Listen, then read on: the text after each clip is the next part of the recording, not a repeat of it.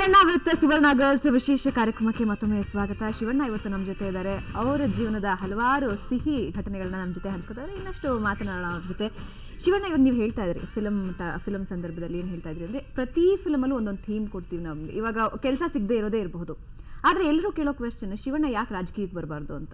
ಇಲ್ಲ, ರಾಜಕೀಯಕ್ಕೆ ಬಂದು ಮಾಡ್ಬೇಕಂತ ಏನಿಲ್ಲ. ಅಲ್ಲ, ಇವಾಗ ಏನಂದ್ರೆ ಶಿವಣ್ಣ ಅಂದ್ರೆ ಎಲ್ಲರೂ ಜೀವ ಬಿಡ್ತಾರೆ. ಹಾಗಂದ್ಮೇಲೆ ಖಂಡಿತ ಒಂದು ಒಳ್ಳೆ ಅಧಿಕಾರ ಸಿಗುತ್ತೆ. ಅವ್ರಿಗೆ ನೀವೇನ್ ಮಾಡ್ಬೇಕು ಅನ್ಕೊಂಡಿದ್ದೀರಾ ಅದ್ರ ಥ್ರೂ ಮಾಡ್ಬೋದಲ್ಲ ಆ ಅಧಿಕಾರ. ಇಲ್ಲ, ಅದಕ್ಕಿಂತ ಬೆಟರ್ ಇದು ಮಾಡ್ಬೋದು. ಯಾಕಂದ್ರೆ ಅದು ಮಾಡ್ಬೇಕಂದ್ರೆ ಫುಲ್ ಸಪೋರ್ಟ್. ಅದೇ ಹೇಳಿದ್ನಲ್ಲ, ಸಿಸ್ಟಮ್ ಇದೆಯಲ್ಲ, ಎವ್ರಿ ಬಡಿ ಶುಡ್ ಥಿಂಕ್ ಲೈಕ್ ಮೀ. ನಾನು ಥಿಂಕ್ ಮಾಡಕ್ಕೆ ಅಪ್ಪಾಜಿ ಕೇಳಿದಾಗ ಅದೇ ಹೇಳಿದ್ರು ಅಪ್ಪಾಜಿ, ನನ್ನ ಥಿಂಕಿಂಗ್ ಬೇರೆಕಂದ ಅದು ಆಗಲ್ಲ, ಅದು ಒಪ್ಪಲ್ಲ. ಇವಾಗ ಕಳ್ತನ ಮಾಡಿದ್ರೆ ನಾನು ಕೈಗೆ ಕತ್ತರಿಸ್ಬಿಡ್ತೇನೆ, ಒಪ್ಪುತ್ತಾ? ಆ ರೀತಿ ಯೂಸ್ ಟು ಬಿ ವೆರಿ ಇಲ್ಲ. One thing, let me B open. ಯಾಕಂದ್ರೆ ಒಂದು ಸಿಸ್ಟಮ್ ಮಾಡ್ಬೇಕಂದ್ರೆ ನನ್ನ ಯೋಚನೆ ನಿಮಗೂ ಇರಬೇಕು, ಅವ್ರಿಗೂ ಇರಬೇಕು, ನಿಮಗೂ ಇರಬೇಕು. ಅವಾಗ ಏನಾಗುತ್ತೆ, ವಿ ಕ್ಯಾನ್ ಡೂ ಟುಗೆದರ್. ಇವಾಗ ನನ್ನ ಯೋಚನೆ ಬೇರೆ, ನಿಮ್ಮ ಯೋಚನೆ ಬೇರೆ, ಅದ್ರ ಸಂಬಂಧನೇ ಬರಲ್ಲ. ಅದಕ್ಕೆ ಬೇಡ. ನಾವು ಅದಕ್ಕೆ ಬಿಟ್ಟು ಬೇರೆ ಥರ ಏನು ಮಾಡ್ಬೋದು, ಸೋಷಿಯಲ್ ರೆಸ್ಪಾನ್ಸಿಬಿಲಿಟಿ ಏನೇನು ಮಾಡ್ಬೋದು, 100% ವಿಲ್ ಡೂ. ಅಲ್ಲ, ಇವಾಗ ಬೇರೆ ರಾಜ್ಯ ನೋಡಿ, ಆಂಧ್ರ ಪ್ರದೇಶ, NTR ಅವರು ನಟನಾಗಿ ರಾಜಕಾರಣಿಯಾಗಿ ಗೆದ್ದುಬಿಟ್ರು. ಆಮೇಲೆ ಜನರಿಗೆ ಇನ್ನೇನು ಮಾಡಬೇಕು ಅನಿಸ್ತು, ಅವ್ರ ಕೈಲಾಯ್ತು. ಇವನ್ ತಮಿಳುನಾಡು, ಕರ್ನಾಟಕದಲ್ಲಿ ಸದ್ಯಕ್ಕೆ ಪರಿಸ್ಥಿತಿ ಹೆಂಗಿದೆ ಅಂದ್ರೆ, ಇರೋ ಪಾರ್ಟೀಸ್ ಯಾರು ನಂಬೋ ಸ್ಥಿತಿಲಿ ಇಲ್ಲ. ಯಾವ್ದೋ ಒಂದು ಹೊಸ ಶಕ್ತಿ ಬರುತ್ತಾ ಅಂತ ಕಾಯ್ತಿದ್ದಾರೆ. ಆ ಹೊಸ ಶಕ್ತಿ ನೀವ್ ಆಗ್ಬೇಕು ಅಂತ. ಇಲ್ಲ, ಆಕ್ಚುಲಿ ಏನಂದ್ರೆ, ನನಗೆ politics I am very weak in politics. ಏಕೆಂದ್ರೆ ಈಗ ಬಂಗಾರಪ್ಪ ಗೀತಕ್ಕೆ ಅನ್ಬೇಕಾದ್ರೆ ಬಂಗಾರಪ್ಪ ನೆನಪಾಗ್ತಾರೆ. ಒಳ್ಳೆ ಬ್ಯಾಕ್ ಗ್ರೌಂಡ್ ಕೂಡ ಇದೆ. 100%. ಅದೇನ ಗೀತಾನೆ ಹೇಳ್ತಾರೆ, ದಯವಿಟ್ಟು ಈ ಸವಾಸ ಬೇಡ. ಇದ್ರಲ್ಲಿ ಏನ್ ಮಾಡ್ಬೋದ ಮಾಡೋಣ. ನನಗೂ ಅದ್ರಲ್ಲಿ ಆಮೇಲೆ ನನಗೆ ಹೆಚ್ಚಿನ ಆಸಕ್ತಿ ಇಲ್ಲ ಅದ್ರಲ್ಲಿ. I don't know properly. ಇವಾಗ ಕೇಳ್ಕೊಳ್ಳೋದು ಏನಂದ್ರೆ, ಮಾಡೋರು ಅಟ್ಲೀಸ್ಟ್ ಕರೆಕ್ಟಾಗಿ ಮಾಡ್ಲಿ ಅಂತ.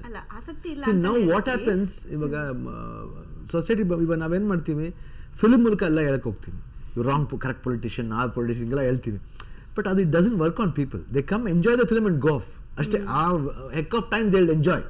ಅದಾದ್ಮೇಲೆ ದೇ ಡೋಂಟ್ ಥಿಂಕ್, ಪರಿಣಾಮ ಬೀರಲ್ಲ ಅವ್ರ ತಲೆ ಮೇಲೆ. Because India is like that. ಏನು ಮಾಡೋಕ್ಕಾಗಲ್ಲ. We are there in India, but still we love our country. ಇದೇ ಲವ್ ಅಂಡ್ ಅಫೆಕ್ಷನ್ ಎಲ್ಲ ಪೊಲಿಟಿಷಿಯನ್ಸ್ಗೂ ಬಂದ್ಬಿಟ್ರೆ India will become very great. ಯಾರು ಬೀಟ್ ಮಾಡೋಕ್ಕಾಗಲ್ಲ. India number 1, world number 1 place ಆಗುತ್ತೆ.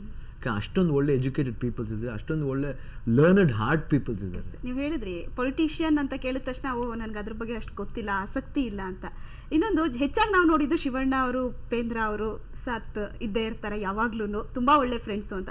ಉಪೇಂದ್ರ ಅವ್ರನ್ನ ಕೇಳಿದ್ರೆ ಪೊಲಿಟಿಷಿಯನ್ ಆಗ್ತೀರಾ ಅಂತ ಅಂದ್ರೆ, ನಾನು ಅದಕ್ಕೋಸ್ಕರ ಇಂಡಸ್ಟ್ರಿಗೆ ಬಂದೆ ಅಂತಾನೂ ಹೇಳ್ತಾರೆ ತಮಾಷೆ.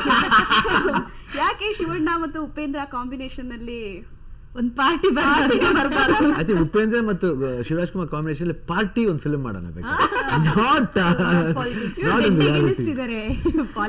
ಈ ಉಪೇಂದ್ರ ಅವರು ಮತ್ತೆ ನಿಮ್ ವಿಷಯ ಬಂದಾಗ ಒಂದು ಮಾತು ಹೇಳ್ತಾರೆ, ಇತ್ತೀಚಿನ ದಿನದಲ್ಲಿ ದೊಡ್ಡ ದೊಡ್ಡ ಸ್ಟಾರ್ಗಳು ಒಟ್ಟಿಗೆ ಕಾಣಿಸ್ಕೊಳ್ಳೋದಿಲ್ಲ. ಈಗ ಮೊದಲು ಬರ್ತಾ ಇತ್ತು, ಎಲ್ಲೋ 100% ಮಲ್ಟಿ ಸ್ಟಾರ್ ಮೂವಿಗಳು ಬರ್ತಾ ಇಲ್ಲ. ಅದೇನಂದ್ರೆ ಸ್ಟೋರೀಸ್ ಆಗ್ತಾ ಇಲ್ಲ. ಮೈನ್ ಥಿಂಗ್ ಸ್ಟೋರೀಸ್ಗಳು ಆಗ್ತಾ ಇಲ್ಲ. ಎಲ್ಲೋ ಒಂದ್ ಕಡೆ ಒಂದು ಸಿಂಗಲ್ ಲೈನ್ ಕೇಳ್ಬಿಟ್ಟು ಮಾಡೋಕ್ಕಾಗಿಲ್ವಾ? ನಾವು ಉಪೇಂದ್ರ ಅದೇ ಹೇಳ್ತಿರೋದು, ಉಪೇಂದ್ರ ಯಾವ್ದಾರ ಒಂದು ಸಿನಿಮಾ ಮಾಡಬೇಕು ಉಪಿ ಅಂದರೆ, ಇಲ್ಲ ಶಿವಣ್ಣ, ನಾನು ಜನ ಏನು ಅನ್ಕೋತೀವಿ, ನಾವು ಓಮ್ ಮಾಡಿದ್ಮೇಲೆ ಯಾವುದು ಡೈರೆಕ್ಟ್ ಮಾಡಿಲ್ಲ ನಿಮ್ಮದು. ಇವಾಗ ಓಮ್ ಲೆವೆಲ್ ಥಿಂಕ್ ಮಾಡ್ತೀವಿ, ಇನ್ನೂ ಓಮ್ನ ಮರ್ತಿಲ್ಲ ಅವರು. ನಾ ಏನು ಮಾಡಲಿ? ಥಿಂಕ್ ಮಾಡಿ ಉಪೇಂದ್ರ, ನೀವು ಯಾವಾಗ ಇಲ್ಲ ಗುರುವೆ ಮಾಡೋಣ, ಏನೋ ಒಂದು ಪ್ಲ್ಯಾನ್ ಮಾಡೋಣ, ನಡೀತಾ ಇದೆ. ಆಗಲ್ಲ, ಜಾಯಿನ್ ಮಾಡಬೇಕಂದ್ರೆ ಏನಾದರೂ ಒಂದು ಸ್ಟೋರಿ ಬೇಕು. ಇವಾಗ ಅಣ್ಣ ತಮ್ಮಂದಿರ ಅಂತ ಮಾಡ್ತಾ ಇದ್ದೀವಿ, ದಟ್ ಈಸ್ ನಾನು, ಕಿಟ್ಟಿ, ಆಮೇಲೆ ಯೋಗಿ ಮಾಡ್ತಾ ಇದ್ದೀವಿ, 3 ಜನ. ಲೈಕ್ ದಟ್ ಏನಾದ್ರು ಒಂದು ಸ್ಟೋರಿ ಸಿಗಬೇಕು. ಅಣ್ಣ ತಮ್ಮ there's a strong point, so that we can do. ಆ ಥರ ಪಾಯಿಂಟ್ಸ್ ಇದ್ದರೆ ಖಂಡಿತ ಮಾಡ್ತೀನಿ ನಾನು. ನನಗೇನು I am not that I don't want to do. 100% I am more open for that. Okay, ಇನ್ನೊಂದು ಪ್ರಶ್ನೆ. ಶಿವಣ್ಣ ಅವರು ತುಂಬ ವಿಭಿನ್ನ ಮುಖಗಳನ್ನ ತೋರಿಸಿದ್ದಾರೆ ನಮಗೆ. ಆದ್ರೆ ಇತ್ತೀಚಿನ ದಿನದಲ್ಲಿ ಎಲ್ಲ ಒಂದ್ ಕಡೆ ಬರೀ ಆಕ್ಷನ್ ಕಡೆನೆ. ಚಿಗುರದ ಕನಸು ಇವತ್ತಿಗೂ ಜನರಿಗೆ ಇಷ್ಟ ಆಗುತ್ತೆ, ಜನ್ಮದ ಜೋಡಿನೂ ಇಷ್ಟ ಆಗುತ್ತೆ, ನಮ್ಮೂರ ಮಂದಾರ ಹೂವೆ ಇವತ್ತಿಗೂ ಶಿವಣ್ಣ ನೆನ್ಸ್ಕೊತಾರೆ. ಇತ್ತೀಚೆಗೆ ಯಾಕೋ ಸ್ವಲ್ಪ ಆಕ್ಷನ್ ಬಗ್ಗೆನೇ ಜಾಸ್ತಿ ಫೋಕಸ್ ಆಗ್ತಿದ್ದಾರೆ. ಆ ಹಿತವಾದಂತಹ ಫಿಲ್ಮ್ಗಳು ಕಾಣಿಸ್ಕೊಳ್ತಿಲ್ಲ ಅಂತಾರೆ. ಇಲ್ಲ, 100% ನಿಜ ಅದು. ಅಂದ್ರೆ ಆ ಥರ ಒಂದು ಸ್ಟೋರಿ ನಮ್ಗೆ ಇನ್ನೂ I think we are not got. I think now ಇವಾಗ Andar Bahar will be a surprise change for you people. Okay. 100%. In spite of being an underworld subject, I don't want to tell the story. You all people, ellaru, especially female crowd, they will love the film. Dream role ಇದೆ 100%.